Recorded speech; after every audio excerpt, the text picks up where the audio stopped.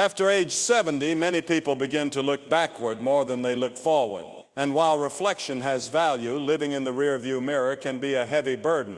Regret is one of the most powerful chains that can keep a person stuck, not just emotionally, but spiritually, mentally, and physically. You can't move boldly into your future when your heart is still grieving over what could have been. Regret often masquerades as reflection, but it's a thief. It will rob you of today's peace by constantly pointing to yesterday's pain. And at this stage of life, the gift of time is too sacred to waste staring at closed doors. What's done is done. You can't go back and fix every failure, but you can stop dragging it forward with you. Some of us are still carrying conversations we wish we'd handled differently, relationships we wish we'd saved, or dreams we wish we'd pursued. But listen to me clearly.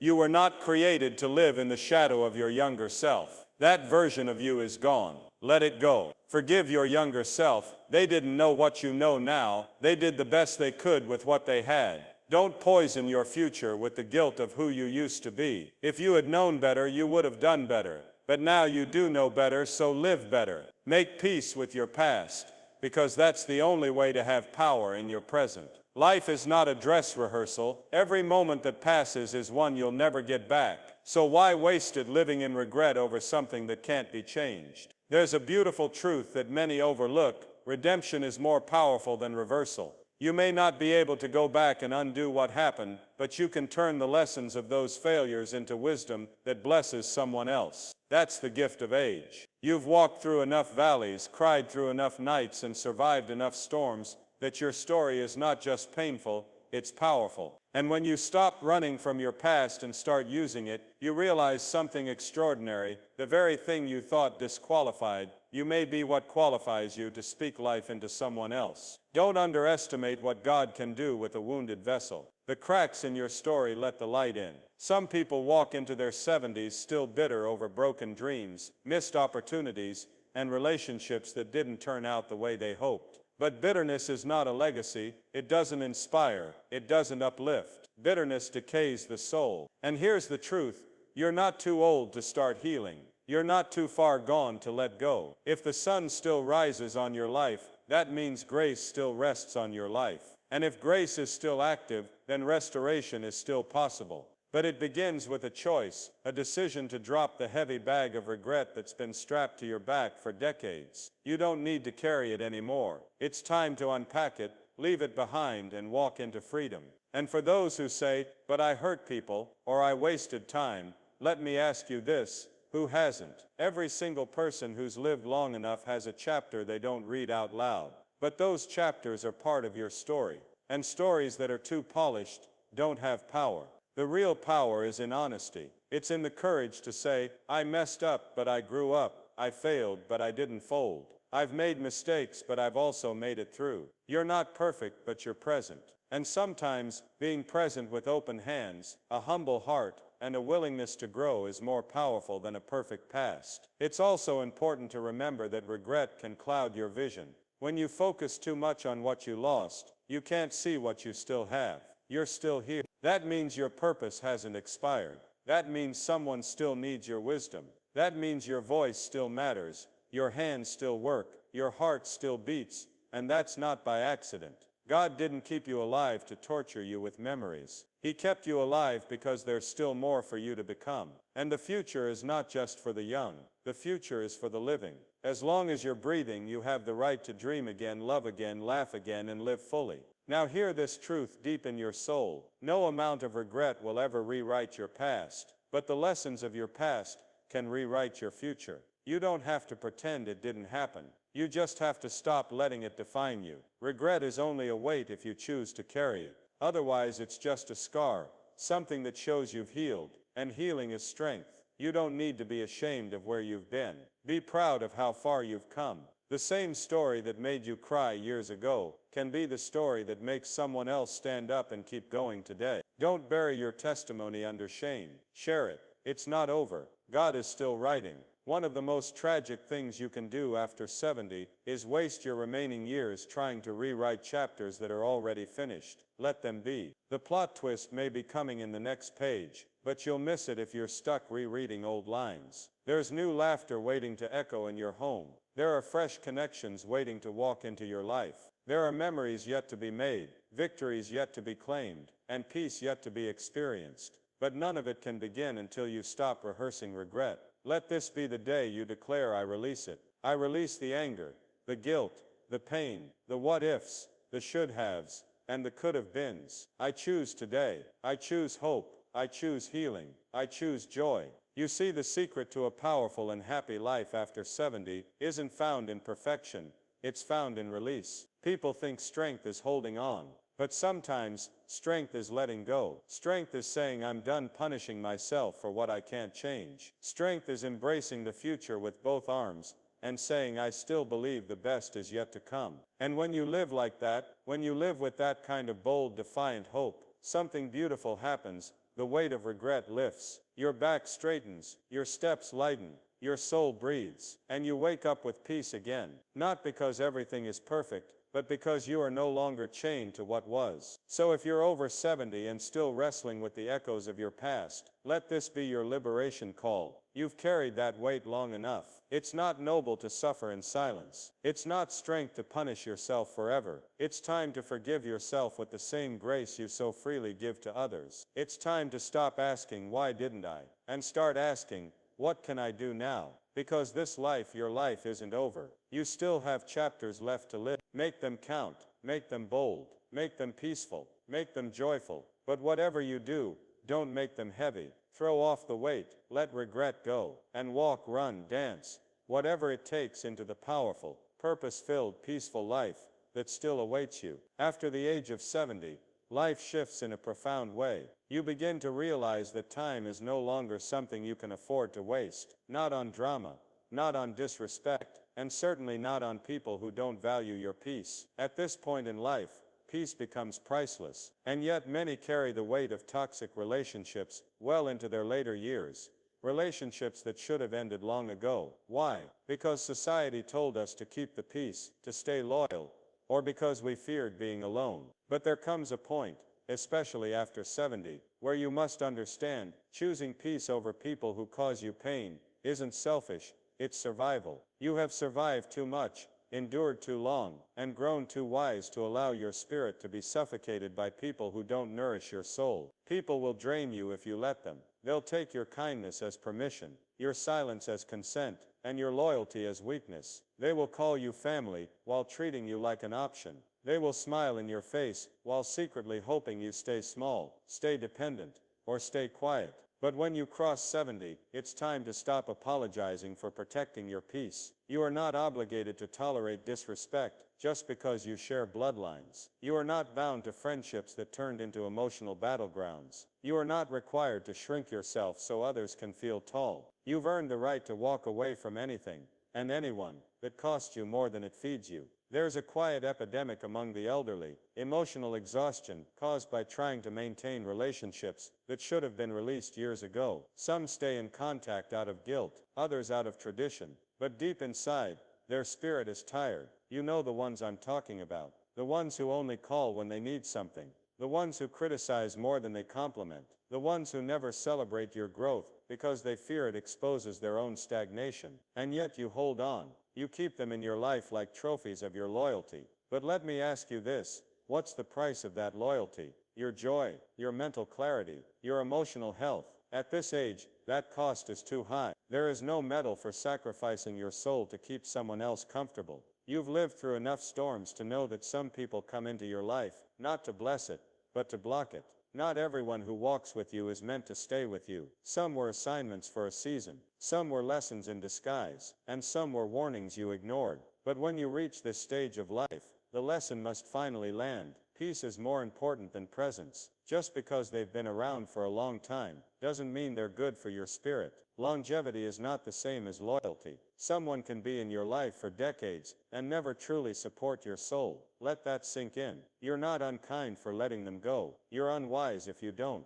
The truth is, you don't owe anyone access to your spirit. Not anymore. You don't have to return every call, answer every message, or attend every gathering where you leave, feeling worse than when you arrived. You don't have to be the peacemaker in environments that only bring you conflict. You've done that long enough. Now is the time to become the protector of your heart, your energy, your sanity. If a relationship doesn't pour into you, lift you, or at least respect you, it has no place in your remaining years. Your soul is sacred ground. Not everyone deserves to walk there. And when you finally understand that, you'll stop offering invitations to people who only ever bring storm clouds to your sunny skies. People will say, "But that's your family." And I say, so what? Family isn't defined by DNA. It's defined by respect. If a relationship consistently brings you pain, manipulation, judgment, or emotional chaos, then it's toxic, whether it wears the title of sibling, child, spouse, or friend. You were not born to be someone's emotional dumping ground. You were not created to endure verbal abuse disguised as family banter. You were not designed to stay in bondage under the banner of tradition. Release yourself. Set yourself free. You've been loyal. You've been patient. You've given chance after chance. But now, give yourself the gift you keep giving others: grace. Grace to leave. Grace to protect your energy. Grace to choose peace over performance. And for those who fear being alone, let me say this: solitude is not the same as loneliness. Sometimes peace feels like silence, but it's a silence that heals, restores, and recharges you. It's a quiet that sings louder than the noise of toxic voices. When you begin to detox from toxic people, your body will feel lighter, your mind clearer, your sleep deeper. You'll breathe again. You'll laugh again. You'll remember who you were before the emotional chaos blurred your identity. And you'll realize something powerful. You're not afraid of being alone. You were just addicted to the familiarity of dysfunction. Once the fog lifts, you'll never go back. You see, the purpose of aging is not just survival, it's liberation. Liberation from people pleasing. Liberation from false obligation. Liberation from emotional leeches. And once you step into that mindset, your relationships shift. You begin to attract what you allow. And when you no longer tolerate toxicity, you begin to notice how rare peace is, and how worthy it is of protection. The people who remain will be those who celebrate your joy, honor your boundaries, respect your evolution, and walk with you in truth, not manipulation. And those who don't, let them go. Don't curse them. Don't hate them. Just bless them from a distance. Not everyone deserves a front row seat to your life. Reserve those seats for those who clap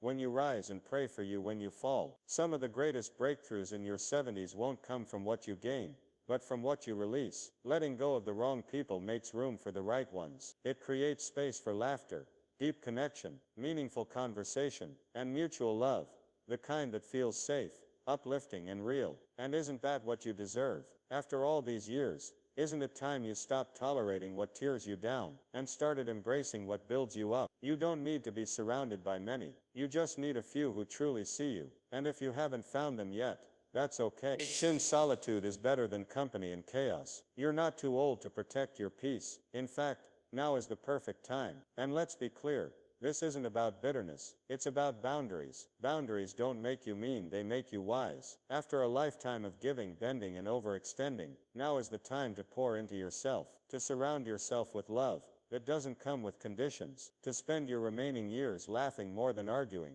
resting more than stressing, and being celebrated more than tolerated. Because your energy is sacred, your presence is powerful, and your peace, it's priceless. So if you've been holding on to toxic relationships because you didn't want to rock the boat, let this be your permission to step out of it. Walk on the water of faith, and trust that peace will meet you there. Your 70s, 80s, and beyond can be your most joyful years, not because everything is perfect, but because you finally decided to choose yourself.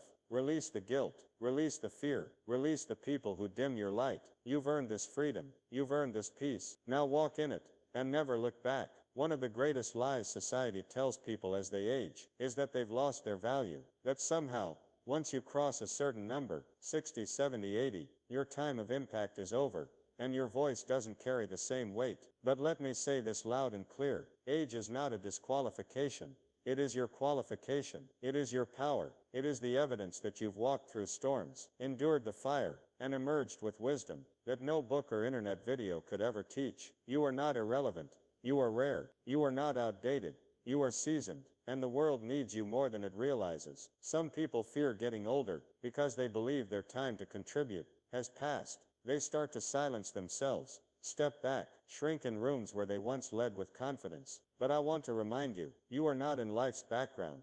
You are still in the story. If you've been blessed to wake up today, then you are still part of the mission. The fact that you've lived through decades means you carry a treasure trove of experience, insight, and discernment. Don't let a youth-obsessed culture blind you to your own brilliance. They may have speed, but you have strategy. They may have energy, but you have endurance. You've seen enough to know what truly matters. That's not irrelevance. That's divine insight.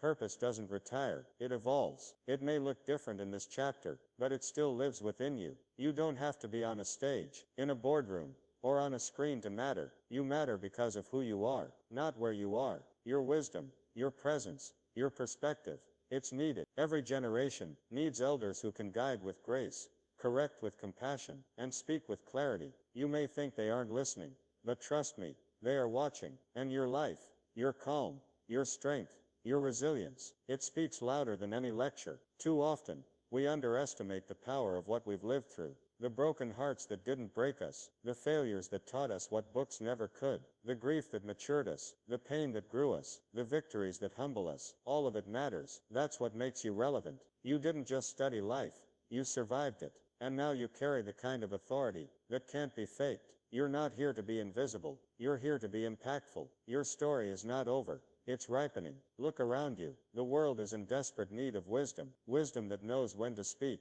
and when to be silent. Wisdom that knows what battles are worth fighting and which ones drain your soul. Wisdom that understands the value of stillness in a world obsessed with noise. That kind of wisdom doesn't come from being current. It comes from being consistent. And you, my friend, are a testimony of consistency. You've kept going when others quit. You've held the line when others fell apart. That is not irrelevant. That is leadership. Fear of irrelevance is a lie that keeps the wise silent and the world chaotic. It whispers, they don't need you anymore. But the truth is, the younger generation is starving for direction. And while they may act like they know it all, deep inside, many are longing for someone who's walked the road they're just starting. Your presence, your encouragement, your listening ear, those things are gold. You don't have to preach from a pulpit to be impactful. Sometimes, it's the quiet wisdom over coffee that shifts a life forever. Sometimes, it's the strength in your silence, the resilience in your walk, or the patience in your posture that inspires those watching you. And let's not forget, relevance isn't about popularity. It's about purpose. Fame fades, trends shift, but purpose remains. You don't need a viral moment to be valuable. You don't need thousands of followers to be a leader. What you need is alignment with your truth, your gifts, your calling. And if you're still breathing, then you're still called. If you can still speak, you can still serve. If you can still love, you can still lead. The enemy of your destiny is not your age, it's your doubt. Kill the doubt, and you'll resurrect your fire. You are not a relic, you are a reservoir of stories, strategies, spiritual insight, and emotional intelligence. Don't withhold your wisdom because you feel out of place. Make your wisdom the reason they make space. Walk into rooms with your head held high. Not because you're the loudest voice, but because you're the voice that carries depth. You don't need to compete with the young. You need to complement them. And the wise don't force attention. They command it by simply being fully themselves. You see, your purpose at this age isn't to impress, it's to impact. Not to fit in, but to stand firm. Not to chase relevance, but to carry presence. You've become the roots while others focus on the leaves. And roots are where the real strength lies. When storms come, it's not the surface beauty that survives, it's the depth. You have that depth. So speak, mentor, write, teach, share, listen, love, create, influence. The platform might be different, but the power remains. You were never called to be trendy. You were called to be timeless, and timeless wisdom never expires. If anything, it gets more potent with age. So don't apologize for the lines on your face or the stories in your soul. Wear them like medals of victory. You didn't just live, you learned. You didn't just age, you advanced. You didn't just survive, you succeeded. Now turn that power outward. Become a lighthouse for someone lost in the fog. Become a reminder that age is not the end, it's the unveiling of something deeper. And don't let technology make you feel outdated. Let it be your tool, not your identity. You don't have to master every gadget to stay relevant. You just have to master your purpose. Machines may move fast, but souls move deep. And you, with your years of living, have the ability to speak to souls. That's a level of relevance no algorithm can replicate. Be present, be consistent, be kind, be bold, and know that your legacy isn't built on trends, It's built on truth. Every wrinkle, every scar, every gray strand is a reminder that you've lived, and that you still have something to give. Don't fade into the background. When the spotlight of purpose is still shining on you, don't minimize your wisdom just because others haven't recognized its worth. The right ones will. And when you walk confidently in who you are, you give others permission to do the same. This isn't the season to shrink. This is the season to shine. Not with noise, but with depth. Not with flash, but with fire. The kind of fire that doesn't fade. The kind that lights others. The kind that remains steady through storms. You are not irrelevant. You are necessary. You are not forgotten. You are chosen. You are not too late. You are right on time for what God still has planned for your life. So rise again, speak again, love again, lead again, dream again, and above all, believe again, because your age is not a signal to stop. It's the signal that your voice now carries more power than ever before. You are proof that relevance isn't something you chase. It's something you already are.